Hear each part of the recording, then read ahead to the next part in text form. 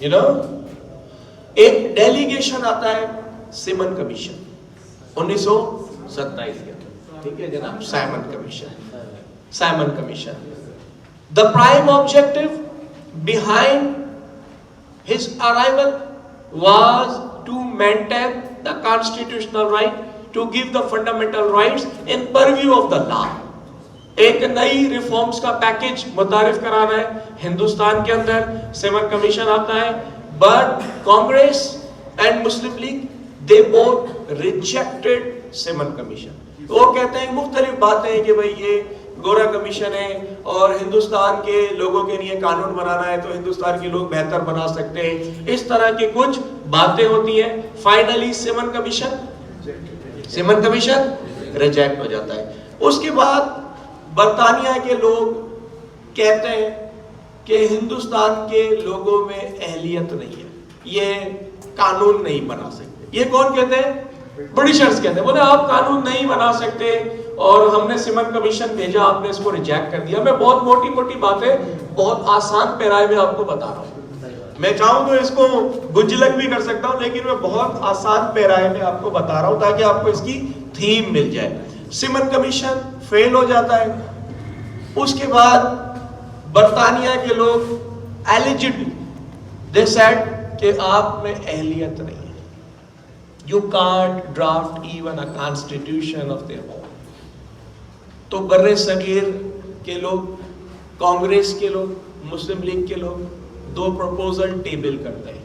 جو proposal Congress table کرتی ہے وہ آج ہسٹری میں نہرو رپورٹ کے نام سے جانا گیا.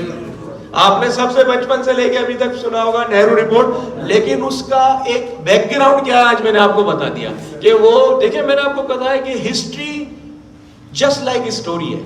ہر ایونٹ, بھائی نہرو رپورٹ کو کیا ضرورت تھی کہ 1928 کے اندر ہی آئے یا 1929 میں آئے, ٹھیک ہے, یقیناً اس وقت کچھ حالات اور معاملات ایسے ہوں گے, ٹھیک ہے.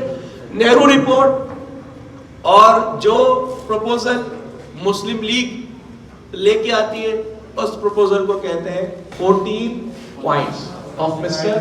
Jinnah. اچھا تھوڑا سا میں اپنے لیکچر سے ہٹتا ہوں. کہ ہسٹری کے اندر 14 نکات قائد اعظم کے علاوہ بھی ایک سامنے دیا ہے.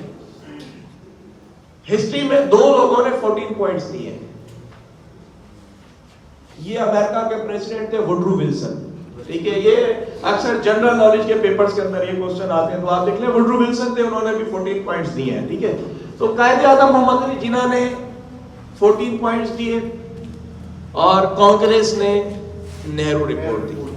اچھا, اگر ان دونوں چیزوں کو دیکھتے ہیں تو یہ دونوں ایک دوسرے کے کنٹراسٹ ہیں, بالکل کنٹراسٹ ہے.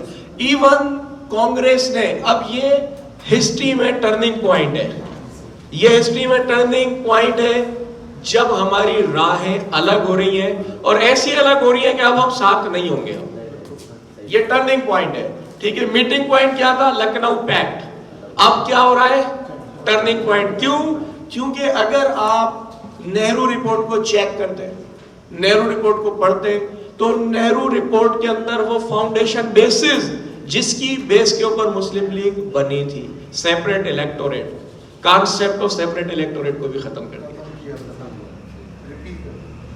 وہ کہتے ہیں کہ we want joint electorate in subcontinent, اور یہ مسلمانوں کے حقوق کی نفی تھی. اس کے بعد آپ دیکھیں جب برٹشرز ان دونوں ڈاکیومنٹ کو دیکھتے ہیں, ان دونوں ڈاکیومنٹس کو چیک کرتے ہیں, تو دے کالڈ راؤنڈ ٹیبل کانفرنسز.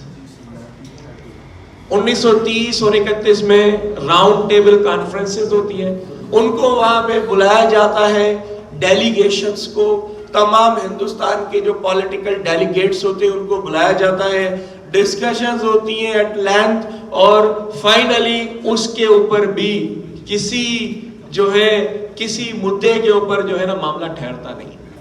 کبھی قائد اعظم نہیں ہے, کبھی جو ہے نہرو صاحب نہیں ہے, گاندھی صاحب نہیں ہے, کبھی جو ہے دوسرے کوئی صاحب, منی معاملات جو ہے نا کہیں پہ ٹھہرتے نہیں ہیں. فائنلی برٹشرز 1935 میں ایک قانون بنا کے دے دیتے ہیں, بولتے ہیں بھائی یہ قانون لے آپ, یہ فیڈرل بھی ہے, یہ پروونشل بھی ہے, اور بس اب ہندوستان کا یہ قانون ہے, آپ اس کو رکھیں. ایون انفارچونیٹلی آزادی کے بعد تک, ایون 1956 تک وہ قانون ہم نے بھگتا, چلایا اس کو, ٹھیک ہے جناب, چلایا. ہوا کیا, 1935 کا الیکشن ہوا. اب یہ وہ ٹائم ہے جب قائد اعظم محمد علی جناح بر صغیر میں موجود ہیں, وہ جا چکے ہیں. جی سر, وہ یہاں سے جا چکے ہیں اور وہ اپنے معاملات, اپنی جو وکالت وغیرہ اس کو ٹائم دینے کو نہیں ہے اس وقت. کیا کریں 1935 کے الیکشن میں, 1935 کا قانون, اس کے تحت 36 اور 37 میں الیکشن ہوتے ہیں. یہ الیکشن ہے, اور ان الیکشنز میں انفارچونیٹلی مسلم لیگ کو بری طریقے سے ناکامی ہوتا ہے. مسلم لیگ کو بری طریقے سے ناکامی ہوتی ہے. شاعر کہتا ہے راستہ اپنا غلط آغاز سے ہی تھا منیر, راستہ اپنا غلط آغاز سے ہی تھا منیر, اس کا اندازہ سمجھ جائے گا سے. جو ایک پورا سسٹم ہم لے کے چلے تھے 1906 سے, جو ایک حقوق کی جنگ لڑی جا رہی تھی کانسٹیٹیوشنل فرنٹس کے اوپر, وہ سارا ہمارا محل دھڑام سے نیچے گرا. ہم نے اپنے علاقوں کے اندر بھی سیٹس ہار گئے. کیوں؟ کیونکہ there were no any clear cut direction, کوئی clear cut policy نہیں تھی, پتہ نہیں چل رہا تھا کہ where we are going, ہم کہاں جا رہے ہیں. اس کے بعد 37 سے لے کے 39 تک کا جو پیریڈ ہے, period filled with atrocities, period filled with merciless vengeance, ٹھیک ہے جناب, کانگریس منسٹریز. 37 سے 39 تک کانگریس نے اپنی منسٹریز بنائی, اور وہ جو پیریڈ تھا وہ پیریڈ بہت دکھ والا پیریڈ تھا, کٹھن پیریڈ تھا. کچھ اس طرح کی تحریک چلائی گئی, کچھ اس طرح کے معاملات ہوئے. اب ہسٹری میں چیک کر لیجئے گا, میں ڈیپ میں نہیں جاؤں گا. ودیا بندر تحریک, ٹھیک ہے جناب, ودیا بندر تحریک اگر آپ نے پڑھا ہوگا آپ کو پتا ہوگا کہ اسکولوں میں, کالجز کے اندر, مختلف جگہ کے اوپر مطلب جو اس طرح کے معاملات ہیں کہ مسلمان بچوں کو, مسلمان جو ہمارے ینگسٹرز تھے, ان کو سائیکولوجیکلی, ان کو ایموشنلی, ان کو جو ہے نا ڈسٹرب کیا جا رہا تھا. تو کس طریقے سے پھر جو ہے نا آگے بڑھ سکتے. تو یہ 37 سے 39 تک کا جو پیریڈ تھا, period filled with atrocity, but یہ آئی اوپنر تھا. That was again turning point. 1905 کے بعد یہ دوسرا ٹرننگ پوائنٹ ہے جس میں ہم نے, جب دیکھیں جب قومیں ہیں, جب برا وقت آتا ہے, آپ نے سنا ہوگا blessing in a disguise, تو قومیں خود کو سنبھالتی ہیں, قومیں خود کو سنبھالتی ہیں. اب اس پیریڈ کے بعد 39 میں Congress ministers, they put pressure on Britishers to leave the subcontinent immediately. وہ کہتے ہیں کہ سب کانٹیننٹ کو آپ چھوڑ دیں, سب کانٹیننٹ سے آپ چلے جائیں. اچھا, again I am on the point کہ why in 1939, تھوڑا سا مجھے لگتا ہے یہ very good, very good, very good. دیکھیں, جہاں بازو سمٹتے ہیں وہیں صیاد ہوتا ہے, صیاد شکاری کو کہتے ہیں, ٹھیک ہے, جہاں بازو سمٹتے ہیں وہیں صیاد ہوتا ہے. جب پرندہ تھک ہار کر کے بیٹھتا ہے تو شکاری اس کو آ لیتا ہے, شکاری اس کو پکڑتا ہے, ٹھیک ہے جناب. اب جو الائڈز نے, برٹشرز نے, الائڈز نے فرسٹ ورلڈ وار کے اندر جو بویا تھا, میں نے کہا نا ہسٹری ریپیٹس اٹ سیلف, جو انہوں نے بویا تھا, انہوں نے جرمنی کے اوپر وار, ریپریشن, بھاری جرمانہ, بھاری جنگی تاوان لگایا تھا. اس کا نتیجہ یہ آیا کہ جب 1933 میں ہٹلر فل اپنی آب و تاب کے ساتھ جب اس نے چارج لیا, تو he torn apart all the documents of attrition. اس نے جتنے بھی ڈاکیومنٹس تھے جس پہ جرمانے لگائے, انہوں نے, میں نہیں مانتا ان کو, یہ جرمن قوم کے ساتھ ہزیمت کی گئی, بیزتی کی گئی ان کی, میں ان کو نہیں مانتا ڈاکیومنٹس کو. اور اس نے آرمامنٹس کی طرف, ملٹری الائنسز کی طرف لے کے چلا. فائنلی دنیا 1939 میں اگین سیکنڈ ورلڈ وار کی طرف چلے گئی. اب میں دو فرنٹس پہ چل رہا ہوں, بالکل کنفیوز میں تو یہ گا. ایک فرنٹ چل رہا ہے کہاں؟ سب کانٹیننٹ میں. دوسرا فرنٹ کہاں چل رہا ہے؟ انٹرنیشنل لیول پہ. اچھا میں دونوں کو لنک بھی کرتا جا رہا ہوں, دونوں کو میں لنک بھی کرتا جا رہا ہوں.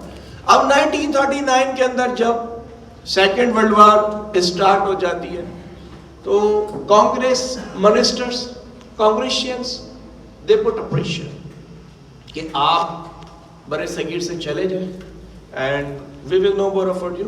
اب ہم آپ کو افورڈ نہیں کر سکتے, اب آپ چلے جائیں, ابھی ہم جو ہے سیٹ ہو گئے, اچھا ٹائم ہے, ابھی ہم منسٹریز ان کے پاس ہے, مسلمان ویسے ہی ابھی جوتے کھا رہے تھے اس وقت, ٹھیک ہے نا جناب, ورنہ ہم ریزائن کرتے ہیں, ورنہ ہم ریزائن کرتے ہیں, ہم نہیں چل سکتے نا. They tabled a resign. Congressians, Congress ministers tabled a resign. انہوں نے اپنے ریزائنز ٹیبل کر دیے. Britishers accepted it immediately and say thank you very much, you may go. دیکھیں دیٹس اے گریٹ جوک. انہوں نے کہا ٹھیک ہے بھائی, تھینک یو ویری مچ, آپ کو کام نہیں کرنا, اوکے آپ جائیں. اب that was ultimate turning point in the history of sub continent. Quaid Azam came back. He realized the situation. He gathered all the Muslims of the subcontinent under the umbrella of All India Muslim League, and he said, my dear, this is a high time to gather and raise for separate country. اب ہمیں دیکھیں political اور constitutional struggle جو ہوتی ہے نا وہ اس طریقے سے ہوتی ہے. دیکھیں فورمز ہے نا, کیا سپریم کورٹ ڈائریکٹ انصاف نہیں دے سکتی؟ پھر کیوں سیشن رکھی ہے, ڈسٹرکٹ رکھا ہے, پھر اس کے بعد ہائی رکھی ہے, پھر سپریم, یہ فورمز ہیں. قائد اعظم لائر تھا, کانسٹیٹیوشنلسٹ تھا. ہی نوز دا ایفیکیسی آف دا لا.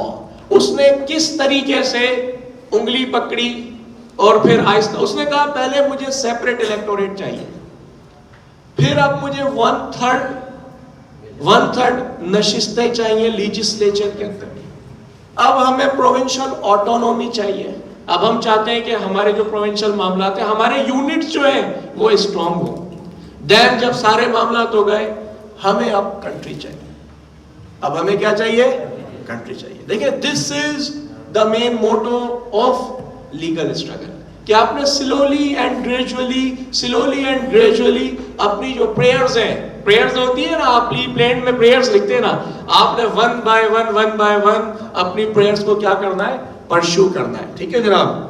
اب 1940 کے اندر قرارداد پاکستان پیش کر دی جاتی ہے, اور ایک نعرہ کہ لے کے رہیں گے پاکستان, بٹ کے رہے گا ہندوستان, اور ایک وہ نعرہ جو کہ تحریک پاکستان کی رگوں میں لہو کی طرح دوڑتا رہا کہ پاکستان کا مطلب کیا؟ لا الہ الا اللہ. ٹھیک ہے نا جناب. ایک وہ نعرہ جو کہ ایک بیس تھی جس کی بیس کے اوپر ہندوستان دو بیسوں پہ تقسیم ہو رہا ہے. Sir please sir. Quaid Azam Muhammad Ali Jinnah to please come back to subcontinent and raise a movement for a nation, for a new country. Good. So who had insisted? علامہ اقبال. میں نے آپ کو کہا نا کہ میرا ٹاپک بہت بڑا ہے. This is just introductory lecture. ہر جو ٹاپک ہے نا, اگر لکھنؤ پیکٹ ہے, لکھنؤ پیکٹ کا ایک پورا لیکچر ہے 2 گھنٹے کا. ٹھیک ہے جناب. تو علامہ اقبال ان کو لے کے آئے, اور پھر ایک اسپرچول واقعہ بھی ہے جو میں یہاں نہیں کوٹ کرنا چاہوں گا, کیونکہ اسپرچول چیزیں پھر ان کو اسپرچول ہی رہنے دیا جائے, کہ علامہ اقبال کو حکم ہوا تھا, ان کو ایک بشارت ہوئی تھی, ان کو حکم ہوا تھا کہ آپ جائیں, لے کے آئے, ان کو لے کے آئے. لیکن چونکہ یہ اسپرچول چیزیں, لہٰذا ہم ان کو جو ہے لیگل کانٹیکس کے اندر میں کوٹ, لیکن میں نے آپ کو چونکہ آپ نے پوچھا دیٹس وائی میں نے آپ کو کلیئر کر دیا. ٹھیک ہے جناب. اچھا, اس کے بعد قرارداد پاکستان پیش کر دی گئی, اور پھر جو پولیٹیکل جو اسٹرگل ہے یا پاکستان موومنٹ ہے وہ بالکل فلی رائپ ہو گئی, اور 40 سے لے کے 47 پھر مختلف پلانز آئے. کرپس مشن آ گیا, کابینہ مشن پلان آ گیا, ٹھیک ہے جناب. ہندوستان کو 3 ہم فیزز میں ڈیوائڈ کریں گے, اے ہوگا, بی ہوگا, سی ہوگا. فائنلی 1947 کے اندر ملک بن جاتا ہے. اب ہمیں ملک تو مل گیا, ملک تو بن گیا, ملک ہمیں مل بھی گیا, لیکن کچھ لوگ ہیں جو کہتے ہیں کہ وی ول انڈو پاکستان.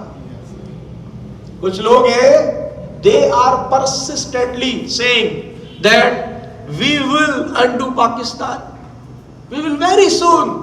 قائد اعظم کو مجبوراً کہنا پڑا کہ دنیا میں کوئی ایسی طاقت نہیں ہے جو پاکستان کو انڈو کر سکے. میں دوبارہ اس نعرے کے اوپر آتا ہوں کہ کون سا نعرہ, کہ پاکستان کا مطلب کیا, ٹھیک ہے جناب. دنیا کے اندر یہ اس وقت واحد نظریاتی ریاست, سیکنڈ اسرائیل, یہ واحد نظریاتی ریاست تھی جو ایک نظریے کی بیس کے اوپر, ایک آئیڈیالوجی کی بیس پہ بنا. ورنہ ملک جنگوں کی بیس پہ بنتے تھے, یہ نظریے کی بیس پہ بنا تھا, ٹھیک ہے نا جناب. نیکسٹ, جب یہ ملک بنتا ہے تو باؤنڈریز ٹرنکیٹڈ ہوتی ہیں. We had to face the myriads of problems, flooding gates of problems. ہمارے پاس بہت سارے پرابلمس تھے جن کو ہمیں فیس کرنا تھا as a nascent state of Pakistan. Pakistan ایک نوزائیدہ مملکت تھا جن میں بڑے بڑے ایشوز کہ اب ایسٹس کی ڈسٹریبیوشن کیسے ہو, پاکستان کی قومی زبان کیا ہوگی. اچھا, ابھی ہم لڑ رہے تھے انگریز سے, اب ہماری جان چھوڑی انگریز سے, اب ہم آپس میں لڑیں گے. میں نے کہا ہسٹری ریپیٹس اٹسیلف. سر ہم ابھی لڑ رہے تھے انگریز سے, اب انگریز سے ہماری جان چھوٹی, اب ہم لڑیں گے آپس کے اندر, وہ بھی بڑا خوب لڑیں گے ہم ابھی, ٹھیک ہے جناب. تو جناب پاکستان بنا, ایسٹس کی ڈسٹریبیوشن کا مسئلہ, ایڈمنسٹریٹو ایشوز, ملک کا کیپٹل کیا ہوگا, ملک کی کرنسی کیسے بنے گی, ملک کا دارالخلافہ, اس کے بعد ملک کی زبان کیا ہوگی, ہمیں بڑے ایشوز تھے. یہ وہ سارے ایشوز تھے جنہوں نے فادر آف دا نیشن کو بیمار کر دیا. ان کی پوزیشن بڑی جو ہے ڈسٹرب ہو گئی, بڑے وہ. اور اس سے بھی زیادہ ایک بڑی بات کہ ہم نے ایک بیمار آدمی کو زیارت میں رکھا.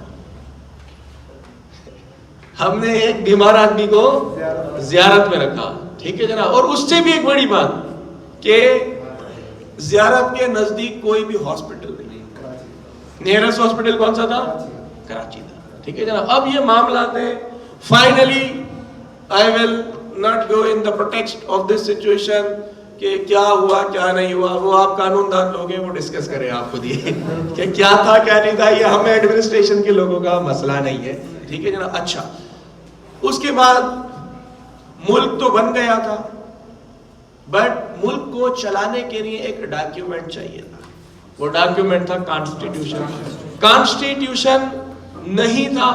1935 کے کانسٹیٹیوشن کو کچھ امینڈمنٹس کر کے ہم نے پاکستان کا ورکنگ کانسٹیٹیوشن بنایا ایڈ ہاک بیسس کے اوپر. اور جو ہم نے ڈائنامکس طے کیے ملک کو چلانے کے لیے کہ ہیڈ آف دا اسٹیٹ, اس وقت پارلیمنٹری فارم آف گورنمنٹ ہے, ہیڈ آف دا اسٹیٹ ہے پرائم منسٹر, ٹھیک ہے جناب.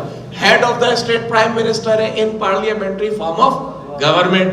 بٹ اس وقت چونکہ ہم ملکہ برطانیہ کا قانون فالو کر رہے تھے, اس وقت governor general was the head of the state. تو ظاہر سی بات ہے قائد اعظم محمد علی جناح ان کو پاکستان کا پہلا گورنر جنرل بنایا گیا. اور جیسے اس وقت نیشنل اسمبلی ہے, اس وقت لا میکنگ باڈی کیا ہے, نیشنل اسمبلی. اس وقت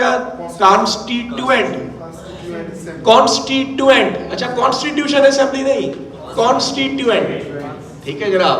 کانسٹیٹیوئنٹ اسمبلی تھی اور قائد اعظم محمد علی جناح کانسٹیٹیوئنٹ اسمبلی کے پریزیڈنٹ بنے. تو مینس قائد اعظم کے پاس 2 عہدے ہیں. Number 1 head of the state بھی ہے, ٹھیک ہے, اور پریزیڈنٹ ہے جو قانون ساز اسمبلی ہے اس کے بھی, ٹھیک ہے جناب. اچھا, اب اگر آج ہم کنٹراسٹ کریں موجودہ دور میں قائد اعظم محمد علی جناح کے پاس کتنا اس وقت مانی کیا حیثیت تھی, تو مینز اس وقت پرائم منسٹر بھی ہے, نو پرائم منسٹر بھی ہے, اسپیکر بھی ہے نیشنل اسمبلی کے. دیکھیں میری بات کو سمجھیں, if you are getting my points, these are very technical terms, ٹھیک ہے. کانسٹیٹیوئنٹ اسمبلی کنورٹ ہو گئی نیشنل اسمبلی کے اندر. نیشنل اسمبلی کا اس وقت ہیڈ کون ہے؟ اسپیکر. تو قائد اعظم اس وقت اگر آپ دیکھیں تو وزیر اعظم بھی ہے اور اسپیکر بھی ہے, ٹھیک ہے جناب. اب قائد اعظم کے پاس جو بڑے میں بڑے کام تھے وہ یہ تھے کہ ملک کے لیے آئین بنانا تھا, ہندوستان سے ہمارا ڈیو شیئر لینا تھا. ہمارے بالکل برابر کے اندر ایک بڑا خطرہ موجود تھا ہندوستان کی صورت میں, جو کہ کہہ چکا تھا کہ ہم آپ کے ساتھ جنگ کریں گے, ہم پوری کوشش کریں گے کہ کسی بھی طریقے سے پاکستان کو کیا کریں, انڈو کر دیں, ٹھیک ہے جناب, پاکستان کو انڈو کر دیں. اور she did it. کنٹری کے لیے she یوز ہوتا ہے, انہوں نے ایسا کیا. انہوں نے دیکھیں 47 کے اندر ہی ہندوستان نے کشمیر کے اوپر آرمی لا کے کھڑی کر دی, پھر ہماری جنگ ہو گئی ان کے ساتھ میں, ٹھیک ہے جناب. اور آج تک وہ نفرت کا بیج بویا گیا کہ آج تک کشمیر کے اندر ایٹروسٹیز ہو رہی ہیں. ہم آج تک جو ہے نا دیکھ رہے ہیں کہ 3 نسلیں ہمارے کشمیری بھائیوں کی جو ہے وہ اس کے اندر جو ہے ختم ہو چکی, لیکن ابھی بھی وہ لڑ رہے ہیں, ٹھیک ہے جناب. قائد اعظم نے لیاقت علی خان کو ٹرسٹ وردی ایڈی, لیاقت علی خان کو انہوں نے جو ہے بنایا وزیر اعظم, اپنا وزیر اعظم. He was first prime minister. But Quaid Azam کی وفات کے بعد ایک ویٹرن فگر تھی خواجہ ناظم الدین. خواجہ ناظم الدین سیکنڈ گورنر جنرل بنتے ہیں, اور وہ قائد اعظم کی جو ایک ایفیکیسی ہے, ان کا ایک مشن جو ہے اس کو وہ آگے لے کے چلنا چاہتے ہیں. لیکن کچھ اس طرح کے معاملات ہوتے ہیں, کچھ اس طرح کی چیزیں ہوتی ہیں جس کی وجہ سے اینگر, جس کی وجہ سے جو لوگ ہیں وہ اتنے اشتعال میں ہیں کہ آپ دیکھیں لیاقت علی خان, ان کی پھر جو ہے مرڈر ہو جاتی ہے, ان کی اسیسینیشن ہو جاتی ہے. وہ کیا معاملات تھے بتا سکتے ہیں مجھے؟ میں لے کے چلتا ہوں آپ کو پھر. I just wanna check کہ you are with me, اور آپ کے اوپر سے لیکچر جا رہا ہے. اچھا ایسا تو نہیں ہے اوپر سے تو نہیں جا رہا لیکچر؟ جی جی پرسنل جیسے سر وزارت کی نالج, ٹھیک ہے. نہیں دیکھیں اس وقت میں بتاتا ہوں, ملک اسٹیبل نہیں تھا, ملک اسٹیبل نہیں تھا. سب سے پہلا آپ کا جو فنڈامنٹل ڈاکیومنٹ ہے objective resolution.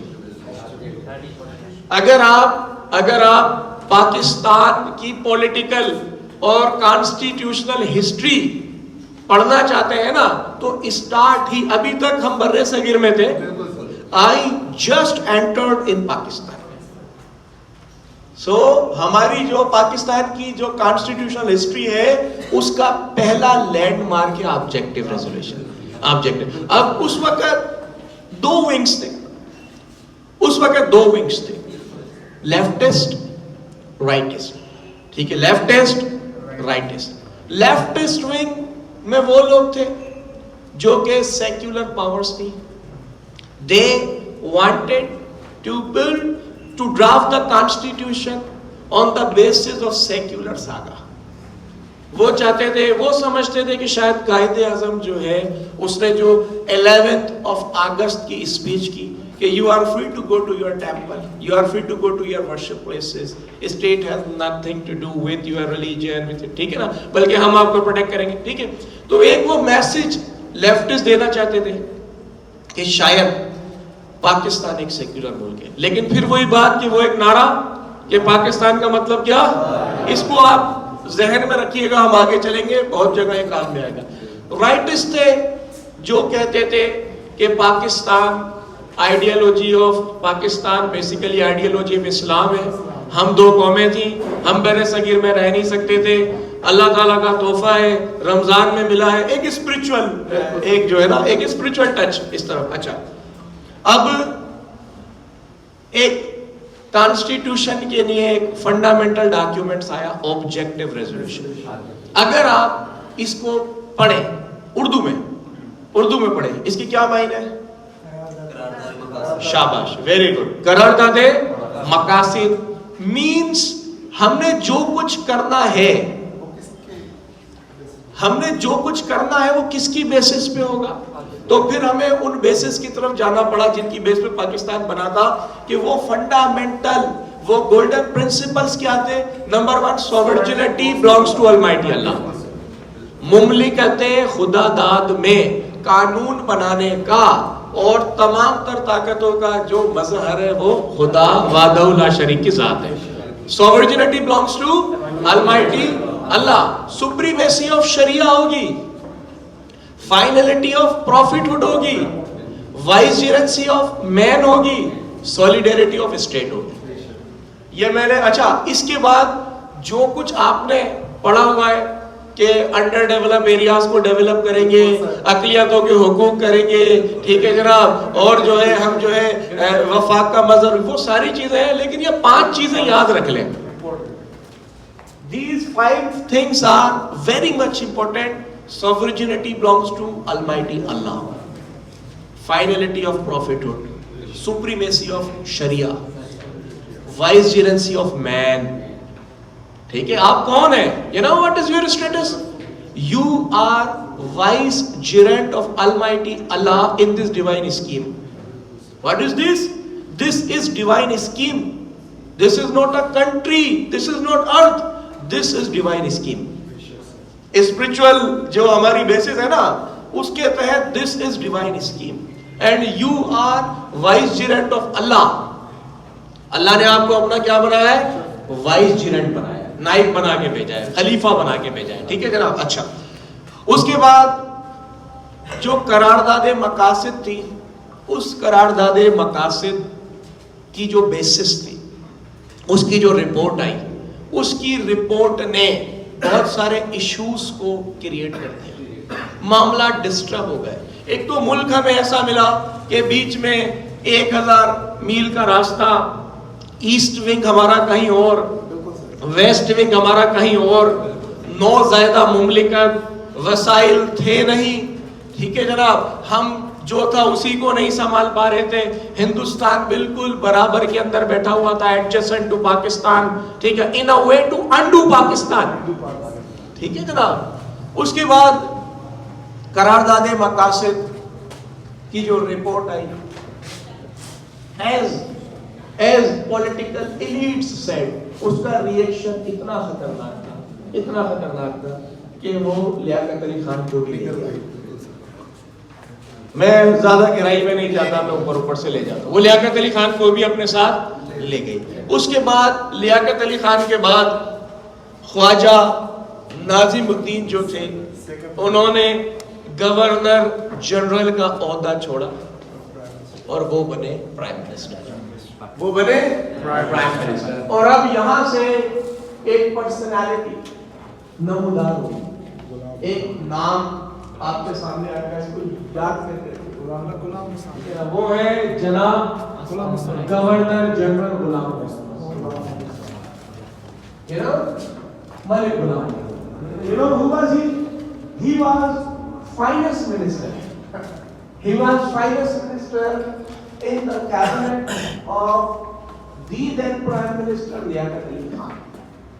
And Liaquat Ali Khan said to him, you don't have any efficiency, you don't have any capability, even you are very sick, you are unable to perform your duties well, efficiently, effectively, and so you are no more required in my cabinet. You may go. You may go. ابھی یہ معاملات چل ہی رہے تھے کہ لیاقت علی خان صاحب کی assassination ہو گئی. اب ان صاحب کو بنایا گیا گورنر جنرل. سر بنتے ہیں گورنر جنرل، ظاہر سی بات ہے ریسپیکٹیبل ہے ہمارے گورنر جنرل تو ٹھیک ہے جناب، وہ چارٹ کے اندر نام تو ہے نا ہمارے، ٹھیک ہے، وہ بن گئے گورنر جنرل. اب یہاں سے وہ ایپیسوڈ اسٹارٹ ہو رہا ہے جو ہم اور آپ جنگ لڑ رہے ہیں نا آج تک، کہ کون کیسے آ گیا، کون کہاں سے آ گیا. تو اب مکہ فتح، ٹھیک ہے نا، ہسٹری ریپیٹس اٹسیلف. اب